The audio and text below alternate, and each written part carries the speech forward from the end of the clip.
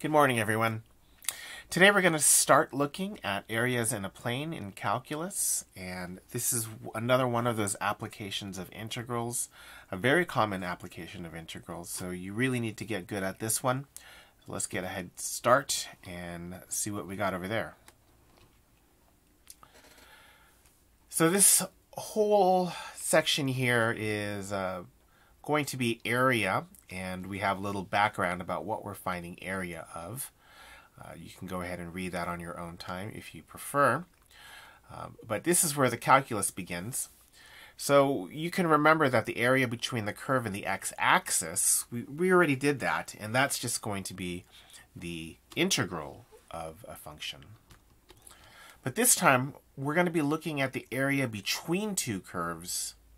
So this is going to be slightly different. If we take a look at this over here, this figure, if we want to find the area between these two curves, we got this upper curve is f of x, and this lower curve down here is g of x. The area that we're shading then is bound above by f of x up here, bound below by g of x over here, bound to the left by a, and then bound to the right over here by b. So it's bound on four sides, technically speaking. Like we did for our integrals, and this is going to be an integral method, we're going to partition this so that we create a bunch of basically rectangles here. And in this case, it looks like we have all of the delta x's the same or uniform. And as you know, that doesn't have to be true, but it does make things pretty convenient. Moving forward here, now we're going to take a look at the area of a typical rectangle. So this is, it doesn't have to be this one. It could have been the ones over here, you know, one of these rectangles. But if we take a look at this rectangle here, the width of this across the bottom is a delta x. And then the height of this is a difference of two functions. And it's going to be, the difference is going to be f of x minus a g of x. Now this says f of ck and g of ck, but that really doesn't matter as long as we're evaluating the function somewhere in this interval. We're okay. Usually we do that from either the left, the right, or the center. Again, it doesn't really matter. So if we go ahead and we add up all of the areas of these rectangles here, we get a summation of, now this over here, f of c minus g of c, that's going to be the width, and then this is going to be the height. Delta x is the height. Now, we've seen this structure often enough to know that what's going to happen is we're going to take a limit as my delta x approaches 0 of this summation.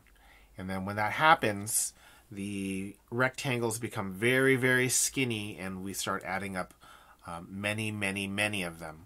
So at some point, this becomes a limit, and that limit becomes the integral. So very succinctly put, the area between two curves is just f of x minus g of x, the integral of from a to b. For this to work, though, f of x needs to be the upper bound, or the function on top, and g of x has to be the lower bound, or the function on the bottom. So if they ever trade places, you know, if there's ever a time where the upper function changes to g of x, then you've got to create a whole new integral in order to solve that. So depending on whether or not the graphs of the lines intersect, you may need a couple of integrals in order to compute an area. Another thing to note is that this integral will always evaluate to be a positive number. So if you evaluate this and you get a negative number, something went wrong.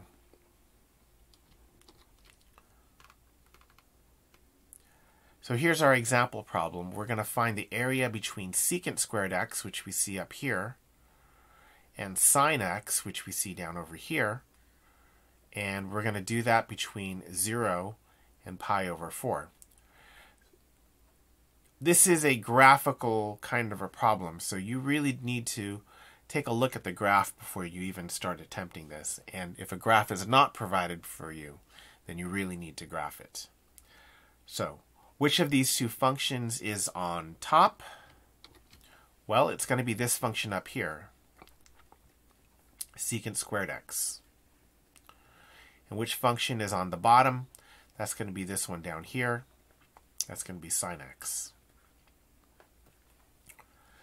When you substitute in the formula, you're going to get the integral of the top function, which we said was secant squared x, minus the bottom function, which we said was sine x. The left limit over here is 0, and the right limit over here, that happens at pi over 4. So we just need to finish this integral. The antiderivative of secant squared is tangent x. The antiderivative of sine x is negative cosine x. And we go from 0 to pi over 4. Go ahead and substitute pi over 4 into tangent and cosine, and then substitute 0 into tangent and cosine, find a difference. Evaluate all of those trig functions. That gets us to a result of root 2 over 2. So nicely done. Okay, let's take a look at this one. In some respects, intersecting curves makes the task of finding area easier. Other than the integrand's choice of f of x, the only unknowns are the upper and lower limits.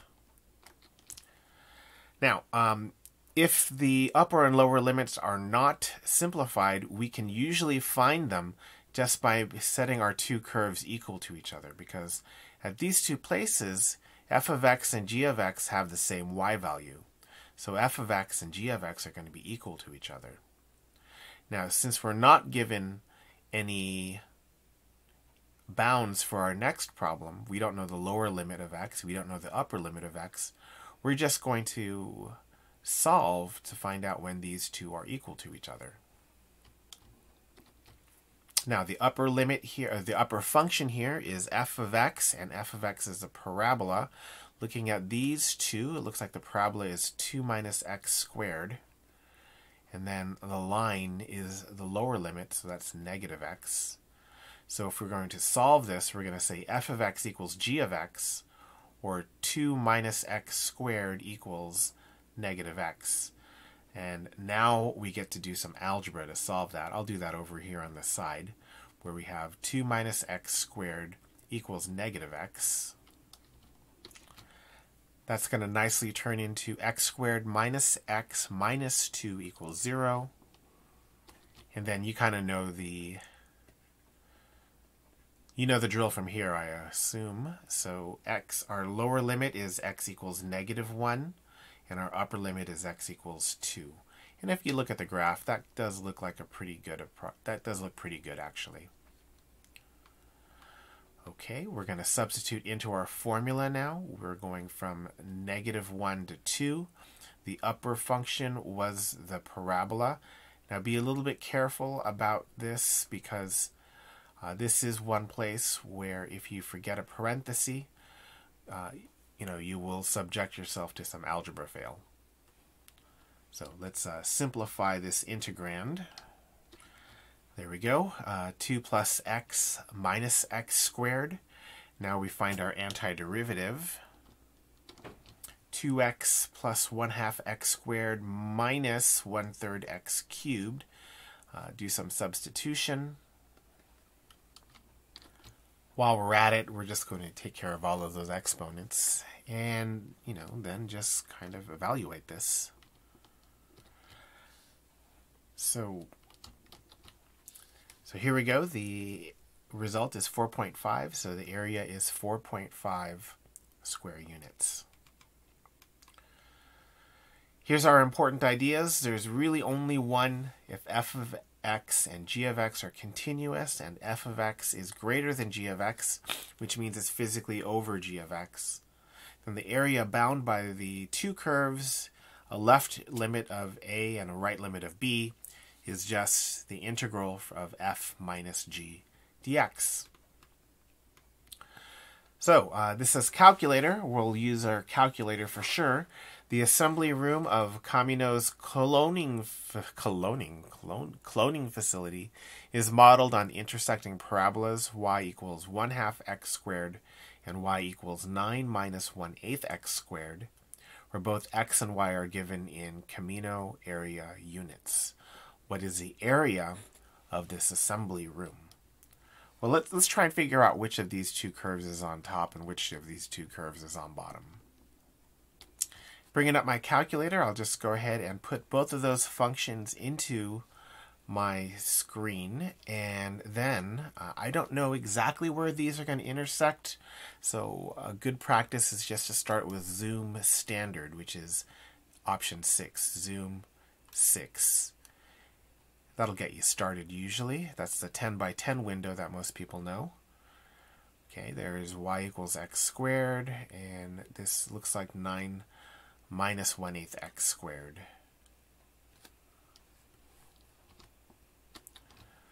So it looks as though the 9 minus 1/8 x squared is going to be my function on top. So let's go back to our problem, and we can write down a lot of this. We're going to integrate. We know our upper function is going to be 9 minus 1/8 x squared, and our lower function is going to be 1/2 x squared. And we know we're going to be in units of x. Now we got to figure out the upper and lower limit, and we're going to do that by solving. So we need to solve 1/2 x squared is equal to 9 minus 1/8 x squared. Now, if you have a calculator, if you're allowed to use a calculator, solve this as the most easy way possible. Sometimes that means easy algebra. Sometimes that means just going to your calculator and finding the intersection using the calculator. So to find that intersection, we're going to go second, trace. That's the calculate menu. And number 5 is intersect. Now, I don't know how many times we've done this on this channel, but the first thing to do is verify that the cursor is on one of the curves that we want to find the intersection, and it is. It's on the blue curve. And then we verify by pushing the enter button. Now we verify, did the cursor move to the other curve that we want to find the intersection? And then we push enter to say yes, that's on the second curve. And then we take a guess, and the guess basically means you notice that we have two different intersection points here. It's going to find the intersection point closest to the guess that I put here. So I'm going to cursor over to the point of intersection, push enter, and then when it says intersect, that's going to be the point of intersection. So that's negative 3.794. Write that down on your paper. 5 decimal places is what I usually go to, because this is going to be an intermediary calculation. That's not a final answer. And then we're going to find our other point of intersection in exactly the same way. Okay. Second, trace, intersect, number 5. This time, do the exact same thing, but I'm going to scroll closer to the second point of intersection now. Push enter, get close to the intersection, push enter again, and I got 3.79. It's symmetric, so that kind of makes sense. Now on your paper, if you want to save time a little bit, we can call this A. A equals negative 3.79473. We can call this B, positive 3.79473, and just put A and B into your integral. As long as you've written what A and B are equal to, you're good to go.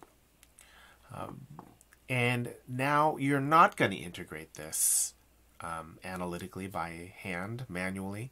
You're just going to do this on your calculator. So let's get back to the calculator, and let's see, we want to save that number. So we're going to go to the home screen, second quit, and we're going to notice that when I push X, that's going to be that exact same number. Now, as soon as I do another calculation, it's going to change that value of X, or most likely it'll change that value of X. So I want to store that.